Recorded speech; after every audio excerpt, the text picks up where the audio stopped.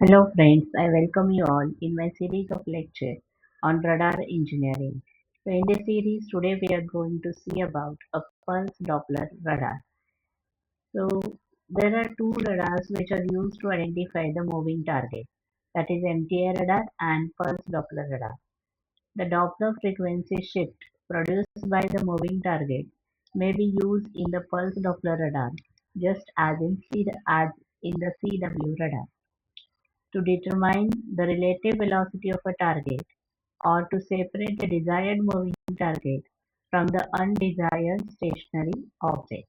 Now see, to find out or to separate out the moving target response from the undesired stationary object or clutter, we are using this pulse Doppler radar or the Doppler frequency shift. Such a pulse radar that utilizes the Doppler frequency shift as a means of discriminating the moving targets from the fixed targets or the moving target indication or a pulse Doppler are called as a MTR radar, that is moving target indication radar, or pulse Doppler radar. The two are based on the same physical principle, but in practice there are differences between MTI. MTI utilizes the phase shift for the comparison of the radar signal or back reflected echo signal, and the pulse Doppler radar utilizes utilizes the frequency shift in between the transmitted radar signal and the back reflected echo signal for the comparison. Now we will see what is a pulse Doppler radar.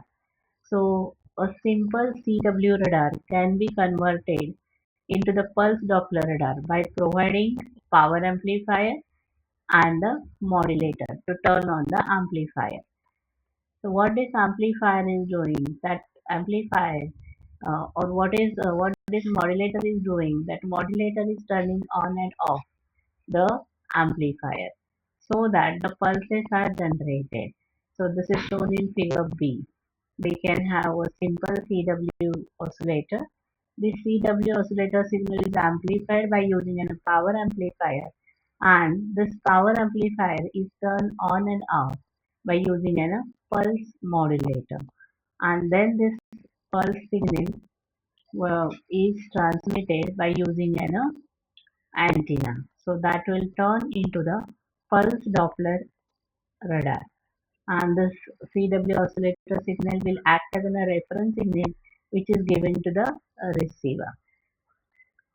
So now how the change in shift or frequency shift can be identified, that we will see.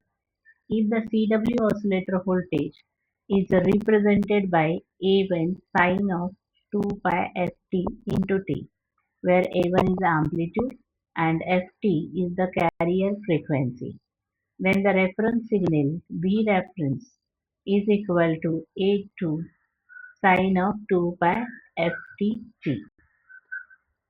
So what are the Doppler shifted echo signal that we are received due to the movement of a target at an radar, that is indicated as a V echo, that is equal to A3 sine of 2 pi ft, that is the transmitter frequency, plus or minus fd into t, minus 4 pi ft rho divided by c. So this reference signal and the target echo signal are heterodyned in the mixture stage of the receiver.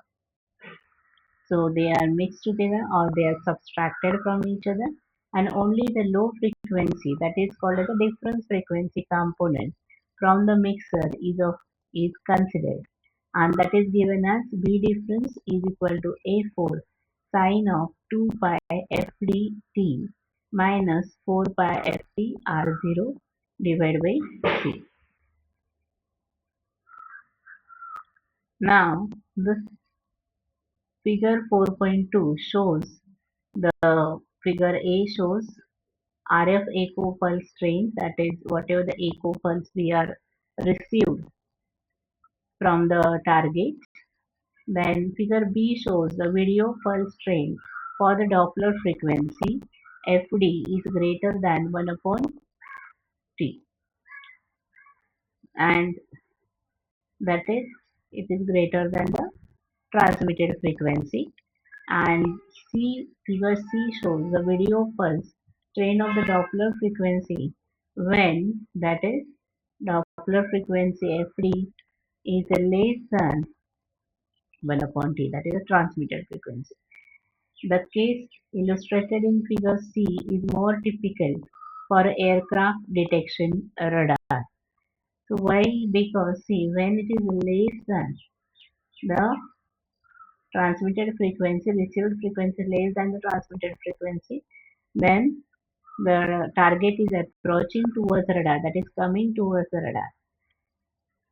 And when it is greater than, then it is going away from the radar. So while the figure B might be more applicable to a radar used for detection of extraterrestrial targets such as the ballistic missiles and the satellites.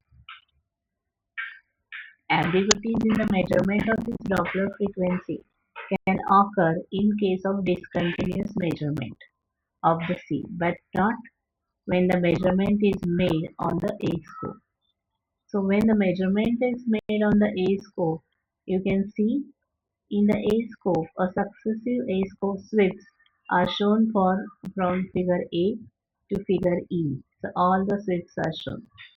Then A to A to E successive sweeps of the MTI radar or the Doppler radar, a scope display, and finally we are getting the butterfly of wherever the target is present.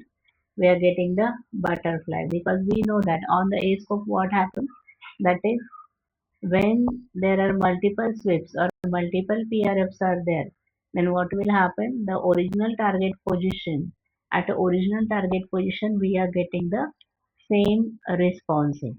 So we are getting the butterfly on the A scope. So moving targets can be distinguished from the stationary targets by observing the video on the A scope. A single sweep might appear in the above figure. So there will be several fixed targets and the two moving targets indicated by two arrows. On the basis of single sweep, moving targets can be distinguished from the fixed targets. So wherever the targets are there, we are getting the butterfly. So likewise, we can identify the moving target by using a pulse Doppler radar.